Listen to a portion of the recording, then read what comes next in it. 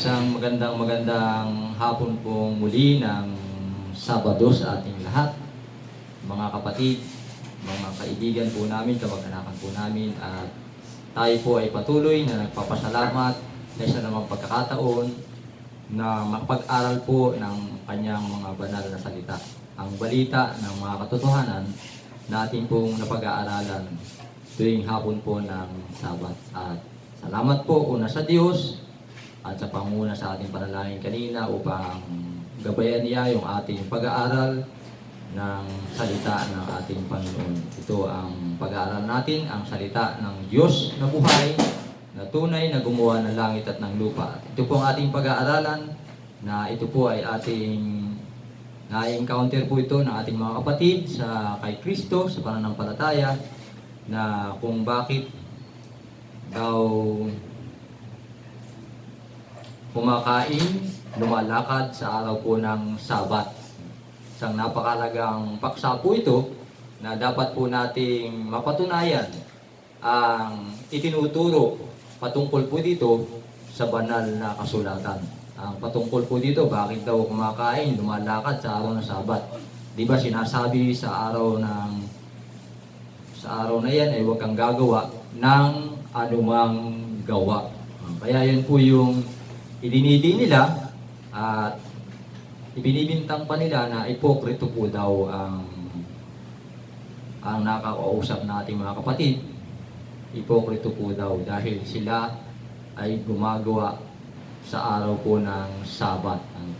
At ito po ang ating pag-aaralan, mga kapatid, kaibigan, kamag-anakan po namin, ang napakahalagang pagbubunyag ng mga katotohanan sa banal na kasulatan.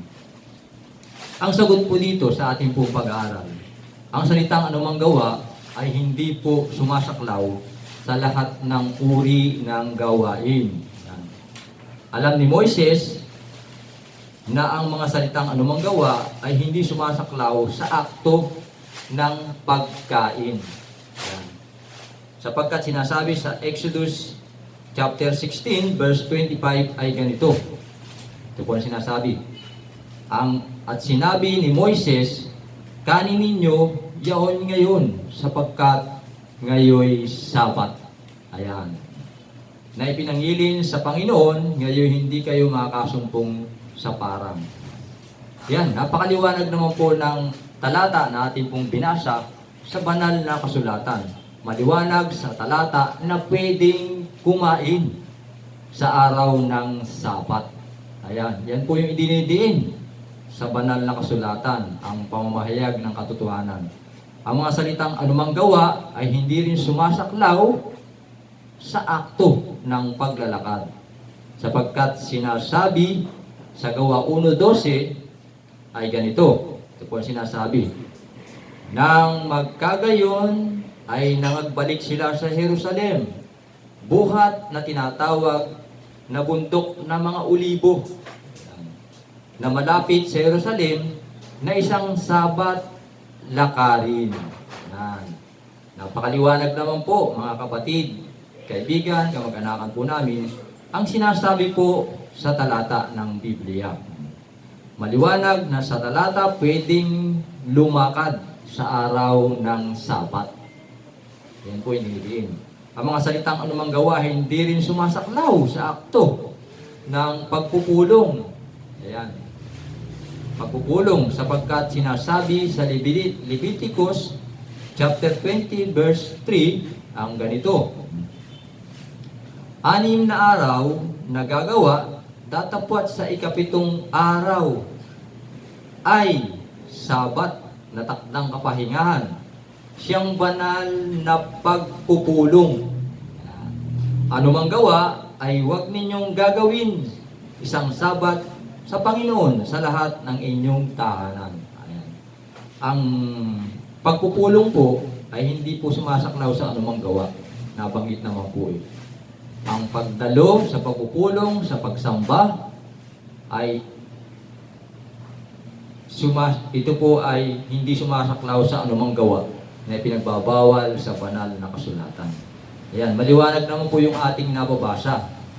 Kung atin pong susundan lamang ang sinasabi po sa kapitulo at bersikulo ng banal na kasulatan, mga kapatid. Makikita po natin ang mga katotohanan na inilalahad dito ng banal na kasulatan. At ito'y hindi mapapasabalian dahil ito po ay nababasa at ang atin pong binabasa ay ang kanilang pangangaral na hindi po nila pinuputol-putol ng pangangaral, hindi inilalayo sa kahulugan ng banal na kasulatan na ginagawa po ng iba na dinadaya ang salita ng Diyos. Yun po isang ayon sa 2 Corinto 4:2. Marami po yung gumagamit ng pandaraya ng salita ng Diyos, kaya marami pong naililigaw at nadadaya sa maling pamaraan ng pangangaral ng salita ng Diyos. Yan po yung malinaw natin pong napag-aaralan, natin pong binabasa ang pangangaral po ng ating mga kapatid sa banal na kasulatan. Ipinahihiwatig din naman sa talata na pwedeng makipagpulong. Ayan, din pa rin sa ating pag-aaral. Sa araw ng Sabat, ang mga salitang anumang gawa ay hindi rin sumasaklaw sa akto ng pagpapagaling. Ayan po. Kasi ang ating Panginoon Hesus ay nagpagaling ng araw ng Sabat na tinutuligsa po ito ng mga Hudyo na ayaw maniwala sa ating Panginoong Kristo. Sabi po dito, hindi rin sumasaklaw sa akto ng anumang gawa ang pagpapagaling. Ayan, nagpagaling at pagliligtas ng tupa ayon sa Mateo 12:12. Ating pong basahin, mga kapatid. At narito, may isang tao na tuyo ang isang kamay. At sa kanya itinanong nila na sinasabi, matuwid bagang magpagaling sa araw ng Sabat? Yan, tinutuligsa siya ng mga Hudyo, Pariseo at Eskriba. Hindi po ba? Matuwid bagang magpagaling sa araw ng Sabat upang siya'y kanilang maisumbong. Yan. At sinabi niya sa kanila, sino kaya sa inyo na kung mayroong isang tupa at kung may mahulog na tupa sa hukay sa araw ng Sabat ay hindi ba niya aabutin at hahanguin? Ayan. Gaano pa nga ang isang tao na may halaga kaysa isang tupa, kaya't matuwid na gumawa ng mabuti sa araw ng Sabat. Ayan. Yan po yung dinidiin ng ating Panginoong Hesus nang siya'y kausap dito ng mga Hudyo at mga Pariseo. Dito ba? Na ito yung mabuting gawin sa araw ng Sabat. Hindi po ito sumasaklaw sa anumang gawa. Ang pagpapagaling ay hindi po sumasaklaw sa binabanggit sa talata ng Biblia ng anumang gawa. Napakalinaw naman po at ating nababasa ang pamamahayag ng ating mga kapatid sa banal na kasulatan na naglalahad ng tunay na pabalita ng mga katotohanan. Sa talatang nabanggit, ang gawa ng mabuting gawin sa araw ng Sabat ay tumutukoy sa pagpapagaling at pagkakalinga sa tupa. Ayan po. Ngayon, ano ba ang ating pupuntahan naman po, ating pong aalamin, babasahin sa kanilang pangaral, kung ano naman po yung sinasaklaw ng mga salitang anumang gawa na di dapat gawin sa araw ng Sabat. Yan, ating pong aalamin ngayon sa banal na kasulatan. Ang pangaral natin, mga kapatid, kung ano itong sinasaklaw ng anumang gawa ay huwag niyong gagawin sa araw po ng Sabat. Ito po ang pahayag ng ating kapatid na si Nehemias sa una, sa Nehemias chapter 13, Nehemiah chapter 13, verse 16 to 17. Ang sabi po ay ganito, doon nagsisitahan naman ang mga taga-Tiro na nangagpapasok ng isda at ng sari-saring kalakal at nangagbibili sa Sabat sa mga anak ni Huda at sa Jerusalem, na magkagayon nakipagtalo ako sa mga mahal na tao at sa Huda, at sinasabi ko sa kanila, anong masamang bagay itong inyong ginagawa at inyong nilalapastangan ang araw ng Sabat. Yan, ipinahayag po sa talata, mga kapatid, kaibigan, kamag-anakan po namin, na ang paghahanap buhay tulad ng pangangalakal ay hindi dapat gawin sa araw ng Sabat. Kaya ang salitang anumang gawa, pansinin po natin, kaya ang salitang anumang gawa ay sumasaklaw sa paghahanap buhay tulad po ng pangangalakal. Yan po yung sinasabi sa ang balita ng mga katotohanan sa banal na kasulatan. Ikalawa, sabi po dito, 6 na araw nagagawa ka, ngunit sa ikapitong araw ay magpapahinga ka. Sa panahon ng pagbubukid at sa pag-aani ay magpapahinga ka. Ayan, ang talatang nagpapahayag, sabi po dito sa ating pag-aaral, na ang pagbubukid at ang pag-aani ay mga gawang di dapat gawin sa ikapitong araw na siyang Sabat. Ayan po. Kasi kasama po ito sa sa paghahanap buhay, yung ikabubuhay mo. Ano po. Yan po yung ipanahihiwatig ng mga katotohanan sa ang balita ng mga katotohanan sa banal na kasulatan, mga kapatid.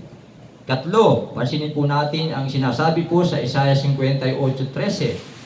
Isaiah chapter 58 verse 13. Kung iyong iurong ang iyong paa sa Sabat sa paggawa ng iyong kalayawan sa aking banal na kaarawan. Banal na kaarawan po ito ng Diyos, mga kapatid, kaibigan, kamag-anak po namin. At iyong tawagin ang Sabat na kaluguran at ang banal na Panginoon na marangal. At iyong pararangalan na hindi ka lalakad sa iyong mga sariling lakad. Iyahanap ng iyong sariling kalayawan. Hindi magsasalita ng iyong sariling salita. Yan.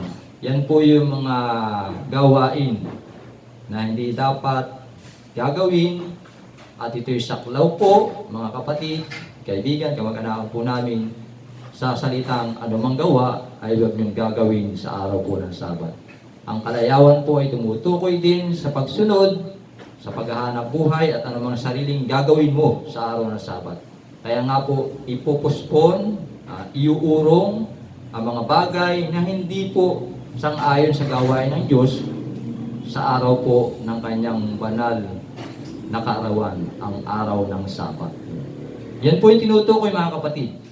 Ang sinasaklawan po ng anumang gawa ay huwag niyong gagawin ay tungkol po yun sa paghahanap buhay, pagbubukid, pag-aani, at ang mga kalayawan sa araw po ng Sabat. Maliwanag naman po yung ating nabasa sa pagpapahayag po ng mga katotohanan ng ating mga kapatid sa banal na kasulatan. At muli kami po ay nagpapasalamat una sa Diyos at patuloy nating pag-aaral at nakita po natin yung mga katotohanan sa banal na kasulatan. Amin pong pinasalamatan muli ang inyong pong panonood at nagpapasalamat din kami na nakibahagi kayo sa pagbabahagi ng ating pabalita ng katotohanan. Ano po, ating pong share, like, at nakatutulong din po kayo sa gawain po ng ating Panginoon. Salamat po ng marami at pagpalain po ng Diyos ang ating mga tahanan at kalusugan, pagpalain po ng Diyos ang ating napag-aralan.